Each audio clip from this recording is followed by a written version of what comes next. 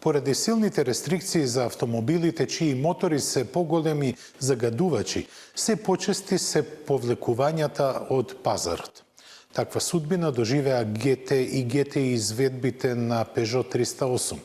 Кинезите не само што имаат најголем број производители на електрични возила, туку размислуваат дел од своите модели да ги произведуваат во Соединетите Американски држави. По многу стравувања, Астон Мартин ги покаже деталите на својот електричен Рапид, а русите секогаш имаат поинакви ставови за што не си исклучок ниту руските возила. Добре дојдете во новото издание на Автомагазин.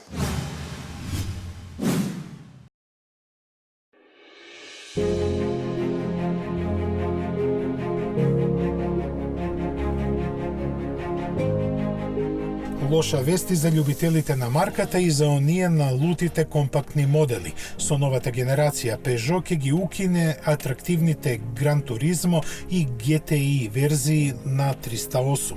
Официјална причина е нивното негативно влијание на просечната емисија на јаглерод диоксид на ниво на цела гама на францускиот производител. Неофицијално Peugeot жали што ќе мора да престане да го произведува 308 GT и GTI, чии последни примероци ќе бидат направени годинава, односно пред појавувањето на новата генерација на францускиот компакт. И двата модела за погон користат 1,6 литарски турбобензинец, во кој GT изведбата развива 225, а кај GTI 260, односно 270 конски сили. Емисијата на јагленород диоксид не им е така голема, но се по строгите еколошки норми се неумоливи и двата спортисти ќе ги испратат во пензија. Неправедно мора да кажеме, бидејќи тие навистина внесуваат свеж див во компактниот GTI сегмент со кој владее Голф, кој сега дефинитивно ќе остане без било каква соодветна конкуренција. Од друга страна, дизелската опција на 308 GT ќе остане во понудата. Мала надеж влеваат вестите за хибридизација на идниот 308 GTI, кој под хаубата би имал некои 300 коњи, но затоа треба да се стрпиме уште малку. А до тогаш Peugeot ќе продолжи со кастрењето на сите оние во гамата кои имаат поголема емисија на јагленород диоксид, па кој ќе остане неблагодарно е да се предвидува.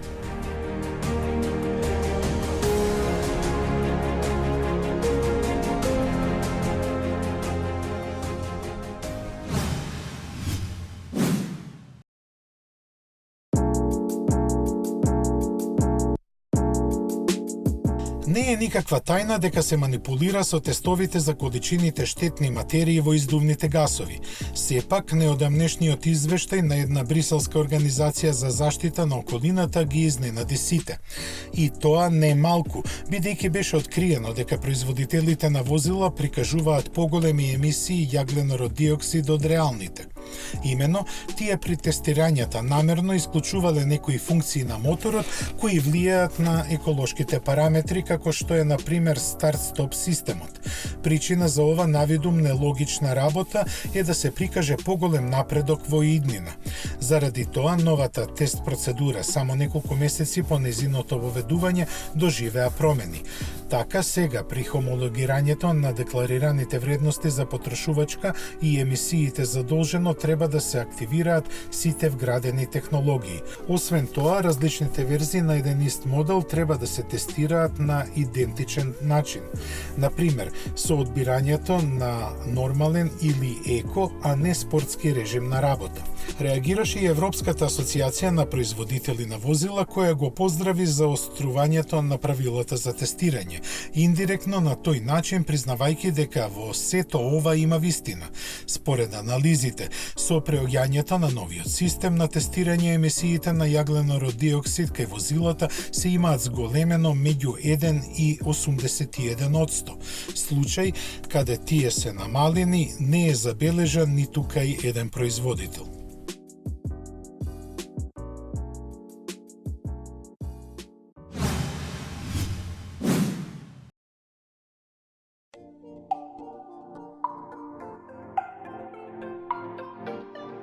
Shantou Motor не е единствен кинески производител со големи амбиции, но е еден од поретките кој планира да ги произведува своите модели на американско тло. Заради тоа, веќе е отворена канцеларија таму, а и првото нивно спортско купе со ознака K50 е развиено во соработка со компанијата Mullen Technologies од Калифорнија. Платформата му е модуларна и поддржува повеќе различни конфигурации на батерии и електромотори.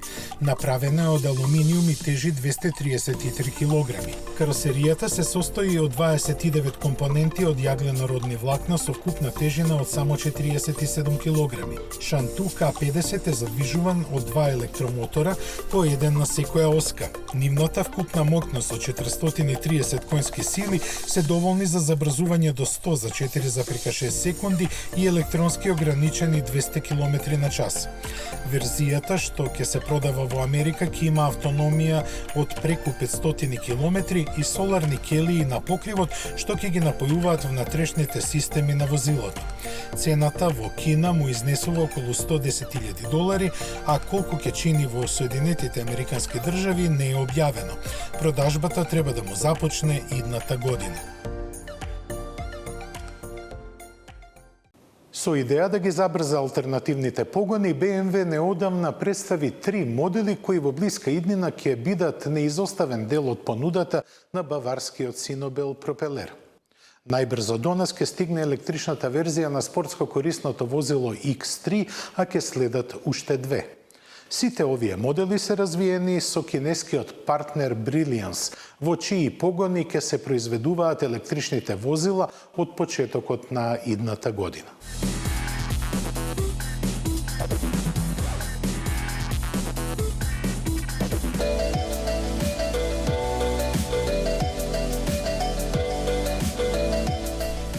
BMW ги откри првите детали за своите 3 нови електрично задвижувани автомобили. Дека нивниот развој напредува добро, баварците потврдаа со снимките од зимските тестирања на северот од Шведска. Сепак, на првиот од споменатите 3 модели ќе почекаме до наредната година. Тој ќе биде електрична верзија на X3 и ќе биде опремен со петата генерација на e-Drive технологијата на BMW.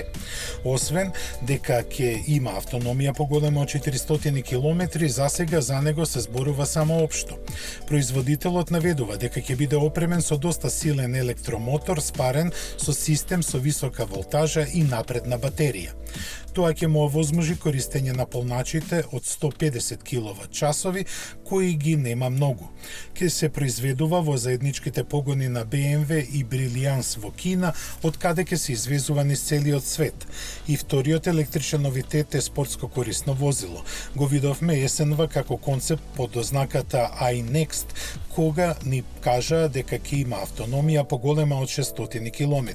BMW ќе го наполни со најнапредната опрема со која располага, вклучително и систем за автономно возење од трето ниво.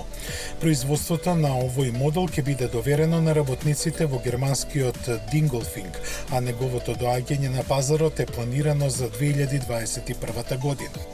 Тогаш треба да го очекуваме и BMW i4, кој ќе биде купе лимузина наменета на возачите да им понуди големо уживање за доправувачот. Опишувајќи ги неговите перформанси како инспиративни, баварците велат дека i4 ќе може да се пофали со забрзување за 4 секунди и максимална брзина поголема од 200 км на час. Ќе го има истиот погонски склоп како iNext со иста декларирана автономија од повеќе од 600 км.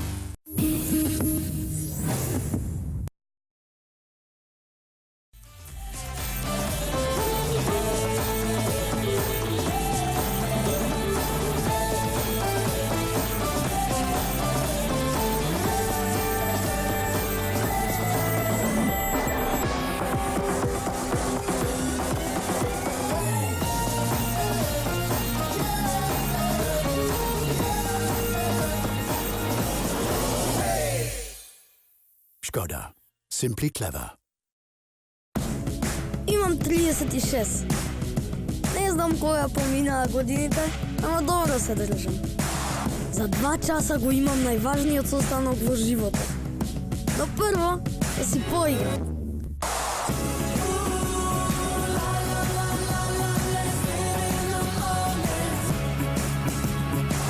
Со новата Suzuki Vitara. Немав време да те видам од сите страни. Немав време да размислувам, ни да те спојувам со никој друг. Освен со себе, во првиот миг. Ти ме освои. Затоа што првиот впечаток е најважен. Новиот Kia Ceed Vision. За 13.990 евра. Kia Motors, Македонија.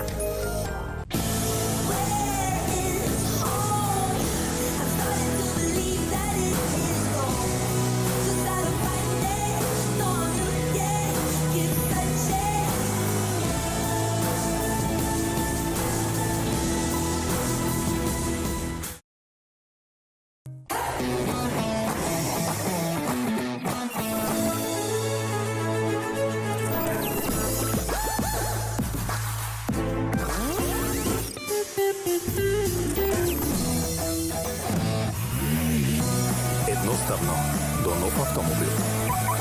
Со Шпарка се лизинг.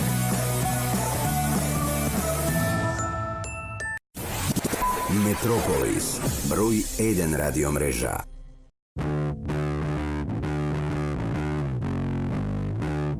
За секој кој постојано се стреми кон повеќе.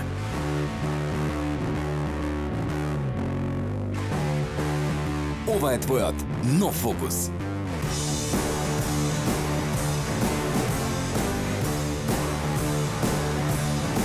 Прогласен за автомобил на годината во Македонија.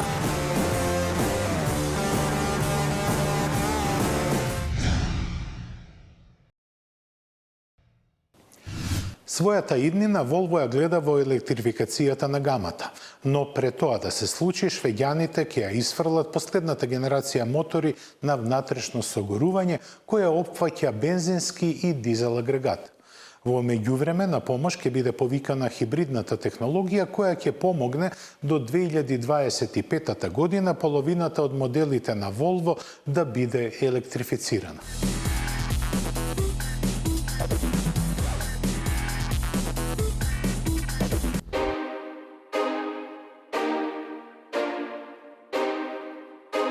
Годинава ќе биде преломна за погонските технологии на Волво. Ќе биде представена последната генерација дизели и првиот електричен модел базиран на XC40. Неговиот развој е при крај, а серијата тестирање навлегува во интензивна фаза. Овој модел уште при неговото создавање беше планиран да биде електричен, заради што и платформата му е прилагодена да прими ваков погонски склоп. Заеднички е развиена со Lynk & Co, кој има големи планови за освојување на Европа токму со електричните возила. Ако се цени прогресивно електричниот XC40, може да биде доста конкурентен на пазарот, бидејќи сегашните модели од оваа класа се поголеми од него. Волво има планови до 2025 година автомобилите со електричен погон да учествуваат со 50% во глобалната продажба, а XC40 очигледно треба да има исклучително важна улога во нивното остварување. Како преодна фаза, целата гама ќе добие хибридски погонски групи. Тие и сега се присутни, но само како плагин изведби во топ верзиите на поскапите модели. Плановите на Волво за блиска иднина предвидуваат повеќе хибридни варијанти за секој модел. Интересот на купувачите е поголем од очекувањата, заради што производствените капацитети за хибридите годинава ќе се зголемат за 3 пати. Проширувањето на хибридната понуда ќе биде проследено со постепено исфрлање на дизел изведбите. Прв модел предвиден без нив е новиот S60, кој се произведува во Америка. Останатите во транзицискиот период се уште ќе имаат дизелашка поддршка од последната генерација вакви мотори, за кои деталите ќе ги слушнеме наскоро.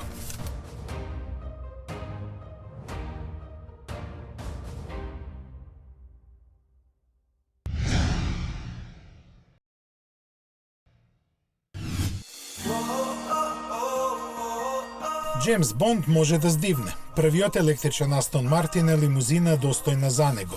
Прилагодувањето кон трендовите докажа дека нема да штети на имиджот на марката позната по октанската симфонија на V12 моторот. Место него, во долгиот преден дел на Rapid E сега се сместени батериите од 65 киловат-часа, кои на Rapid ќе му овозможуваат со едно полнење да помине преку 320 километри. Иако можеби на прв поглед тоа не изгледа многу, битна ставка е дека забрзувањето до стотка трае помалку од 4 секунди, што е побрзо и од спортската верзија на оваа лимузина. За тоа исклучиво се заслужни двата електромотора со вкупно 612 конски сили и 950 Нм вртежен момент. Импресивна и максималната брзина која е декларирана на 250 км на час. Нови технологии Rapid E доби и во внатрешноста, каде сега доминира 10-инчниот дигитален кокпит. Интересен детаљ се и седиштата од црна кожа со син конец и импланти со иста боја, со кои интериерот визуално се поврзува со надворешноста. А таа е веќе позната и се разликува само по тркалата, браникот и дифузерот оптимизирани да се намали отпорот на воздухот. Корекции има уште и кај ослонувањето, а диференцијалот е само блокирачки со ограничено дејство. Rapid E ќе биде прв модел на Астон Мартин што ќе се произведува во новата фабрика во Велс. Ќе бидат направени само 155 примероци и ќе има задача да ја најави електричната иднина на марката. Колку успешно, ќе каже лично кралскиот таен агент.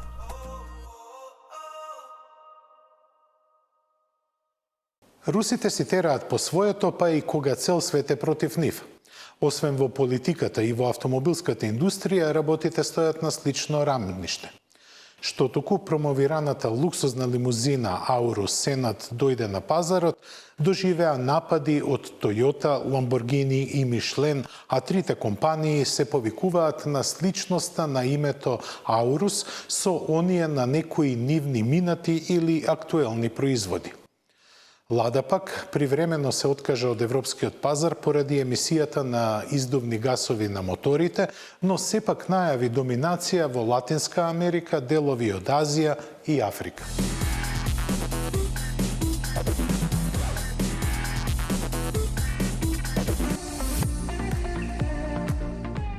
Се исплашили Западот од руските автомобили? Помина само малку време откако луксузниот Aurus Senat со сиот свој сајај заблеска пред европската публика, а веќе се појавија првите пречки за негов пласман.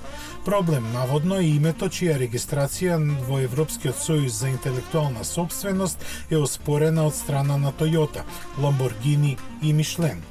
Овие три компании, секоја за себе, независно сметаат дека називот Aurus е премногу сличен на името на веќе пензионираниот Auris, кросоверот Urus и семејството француски пневматици Taurus.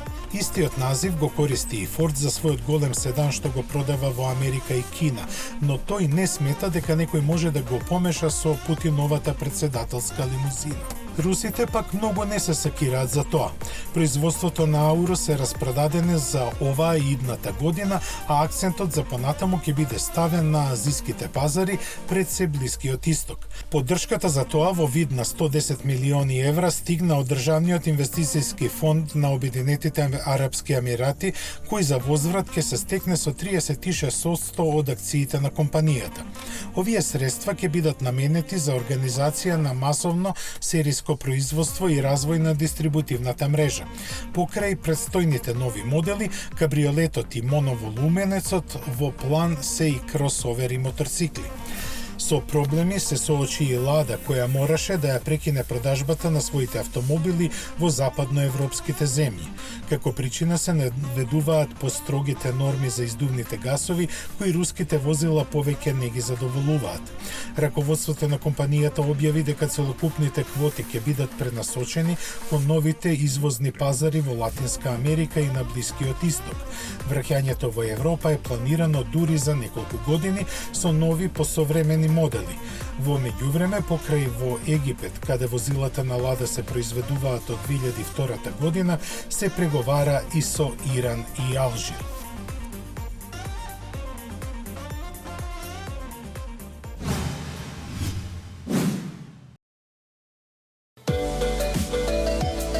Што имаат заедничко автомобилите и мебелот? Освен дека ги спојуваат две славни имиња, ништо друго.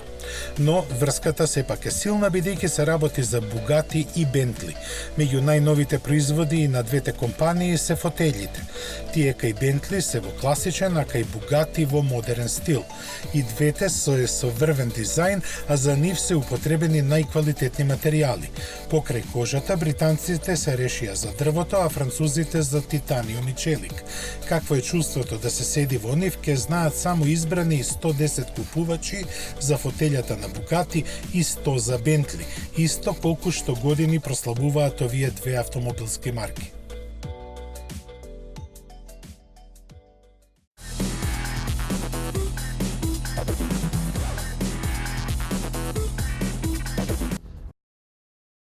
Добар ден. Денешниот тест ќе го помниме по лошите метеоролошки услови кои ги имавме. Започнавме во летни услови, завршуваме со дожд и со тмурни облаци. Но она што е весело во денешниот тест, тоа е Volkswagen T-Roc. Возило кое доаѓа со мало задоцнување на пазарот, но сепак дојде со сите атрибути кои ги има Volkswagen. Интересниот изглед не е типичен за Volkswagen и во овие димензии тој изгледа одлично. Се гледа дека Volkswagen типувал на изгледот на самото возило, кое ќе биде како магнет за купувачите.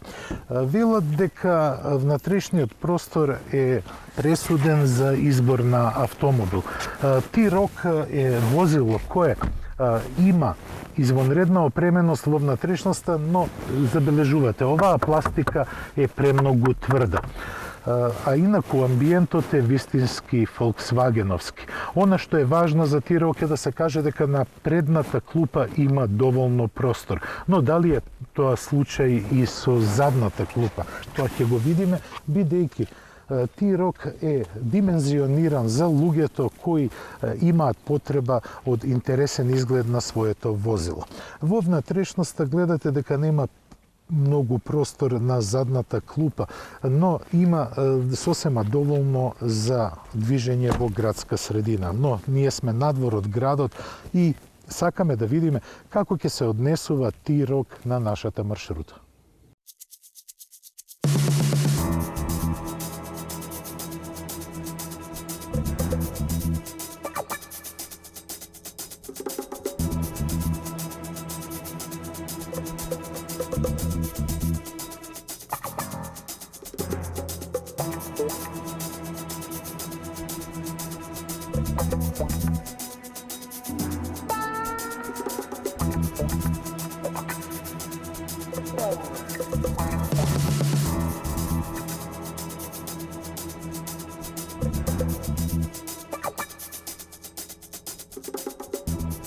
Во кабината на T-Roc се забележува вистинскиот карактер на ова возило. Пред се обрнато е големо внимание на звучната изолација, што впрочем е и проблем кај помалите возила. Но кај T-Roc е направено тоа да функционира баш онака како што треба. Инаку поставена на меѓуоскино растојание помало од Голфот, но трагот на тркалата, развлеченоста на тркалата е поголема од Голф, па затоа во внатрешноста на T-Roc се чувствува доста простор за рамениците и пристојно растојание од главата до покривот. Целокупниот амбиент во внатрешноста е вистински Volkswagenovски и делува како да се наоѓате во премиум возило. Се разбира доколку се абстрахирате од квалитетот на тврдата пластика. Впрочем, T-Roc е еден кул автомобил. Изгледа одлично, склопен е одлично. Технологијата која има во внатрешноста е одлична, па затоа може да се каже дека ова спортско корисно возило на Volkswagen може да собере многу поклоници, пред се и поради неговата цена. На располагање го имаме 1,6 литрениот TDI мотор со 115 конски сили и впарени со 6 степен рачен менувач. Оваа комбинација е многу добра, особено доколку сакате да го контролирате возењето на T-Roc. Иако е со мали димензии, T-Roc е скроен да направи можност, односно да му даде можност на возачот да ужива во возењето. Иако е повисок и има поголем клиренс во однос на некои други помали автомобили, T-Roc многу добро се однесува на асфалтот. Во секое време можете да ја дозирате силата на моторот, но и да коригирате со управувачот. Сета пасивна безбедност, сета електроника за пасивна безбедност е многу добро скроена и ви дава автономија во возењето, автономија во одлучувањето како ќе возите и со кој стил низ виоците. А тука во втор план се наоѓа електрониката која во секој момент е војна да помогне. Но T-Roc има и други предности. Пред се спаѓа во возила кои се помали од 4,5 метра. Всушност тој има 4 метра и 25 сантиметри должина. Но неговиот изглед го прави да делува нешто поробусно, нешто поголемо и може да пружи не само простор, туку и забава за управувачот. T-Roc настапува можеби во оптеретениот и сегментот каде што има најмногу конкуренција. На самиот почеток реков дека во интерните редови на Volkswagen веќе има 3 возила кои се конкурент на T-Roc, но има и уште 15-тина кои спаѓаат во надворешната конкуренција. Тие доаѓаат во сите форми од сите континенти, јужнокорејски, јапонски, па и други европски производители имаат своји аргументи во оваа класа. Но T-Roc, како да ја знае вистинската доза за опремување, но и за технички можности на еден ваков автомобил, поточно речено спортско корисно возило.